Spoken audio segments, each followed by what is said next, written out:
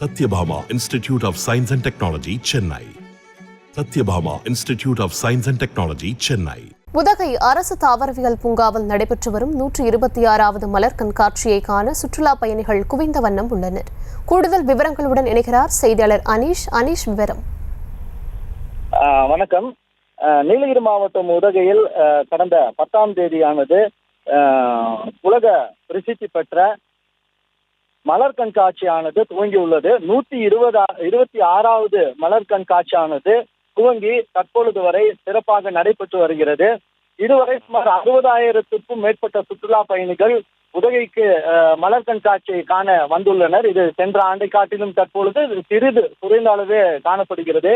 மேலும் சுற்றுலா பயணிகளை மகிழ்விக்கும் வகையில் ஆரம்ப முதல் நாள் நிகழ்ச்சியிலிருந்து லேசர் லைட் ஷோ முதல் பல்வேறு நிகழ்ச்சிகளானது நடைபெற்று வருகிறது. பூங்காவிற்கு வரும் சுற்றுலா பயணிகளை கவரும் விதமாக கலை நிகழ்ச்சிகளும் நடத்தப்பட்டு உள்ளது. மேலும் சுற்றுலா பயணிகள் பாதுகாப்பு கருதியும் போக்குவரத்து நெரிசலை கட்டுப்படுத்தவும் கோவை, ஈரோடு, திருப்பூர் உள்ளிட்ட மாவட்டங்களில் இருந்து காவல்துறையினர் வரவேற்கப்பட்டு மாவட்ட காவல் கண்காணிப்பாளர் சுந்தரவடிவேல் தலைமையில் 600க்கும் மேற்பட்ட காவல்துறையினர் தொடர்ந்து பாதுகாப்பு பணியில் ஈடுபட்டு வருகின்றனர். 5வது நாளான இன்று ஏராளமான சுற்றுலா பயணிகள் 126வது மலர் கண்காட்சியை கண்டு ரசித்து வருவதோடு மலர் அலங்காரங்கள் முன்பு செல்ஃபி மற்றும் புகைப்படங்கள் எடுத்து மகிழ்கின்றனர். விவரங்களுக்கு நன்றி அனீஷ்.